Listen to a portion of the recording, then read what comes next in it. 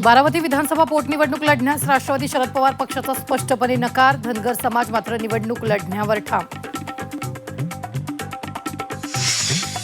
अजित पवारांच्या अपघाताचा मुद्दा राज्यसभेत गाजला. खासदार मनोज झा यांच्याकडून प्रश्न उपस्थित तर एआयबी कडून अपघाताचा पारदर्शक तपास. केंद्रीय मंत्री राममोहन नायडू यांचं उत्तर.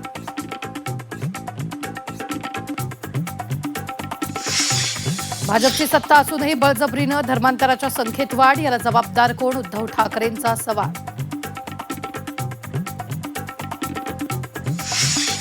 गॅस तुटवड्यावर राज्य सरकारचा तोडगा. रेशनिंगवर रॉकेलचा पुरवठा करणार. अन्न आणि नागरी पुरवठा मंत्री छगन भुजबळ यांची विधानसभेत माहिती.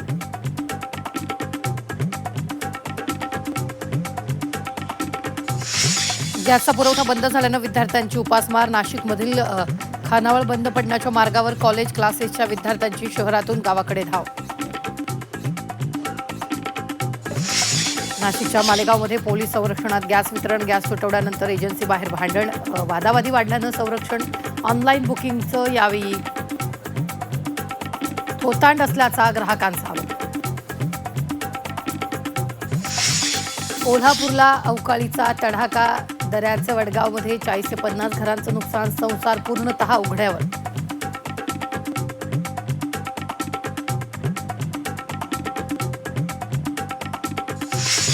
छत्रपती संभाजीनगरमध्ये प्राध्यापकाची दृश्यम स्टाईल हत्या. खून करून प्राध्यापकाला खड्ड्यात पुरलं. पोलिसांकडून 3 आरोपींना बेड्या.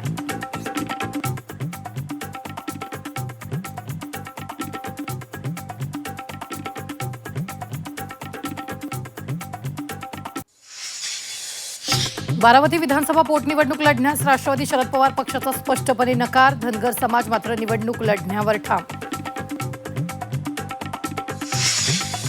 अजित पवारांच्या अपघाताचा मुद्दा राज्यसभेत गाजला. खासदार मनोज झा यांच्याकडून प्रश्न उपस्थित तर एआयबी कडून अपघाताचा पारदर्शक तपास. केंद्रीय मंत्री राममोहन नायडू यांचं उत्तर.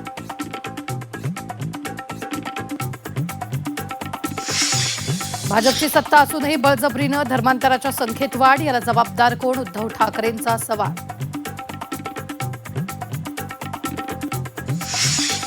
गॅस तुटवड्यावर राज्य सरकारचा तोडगा. रेशनिंगवर रॉकेलचा पुरवठा करणार. अन्न आणि नागरी पुरवठा मंत्री छगन भुजबळ यांची विधानसभेत माहिती.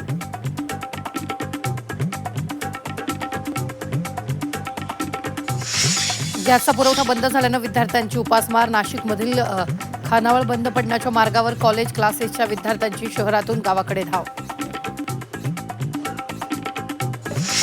नाशिकच्या मालेगावमध्ये पोलीस संरक्षणात गॅस वितरण. गॅस तुटवड्यानंतर एजन्सी बाहेर भांडण. वादावादी वाढल्यानं संरक्षण. ऑनलाईन बुकिंगचं यावेळी थोतांड असल्याचा ग्राहकांचा आरोप. कोल्हापूरला अवकाळीचा तडाखा. दऱ्याचे वडगावमध्ये 40 ते 50 घरांचं नुकसान. संसार पूर्णतः उघड्यावर.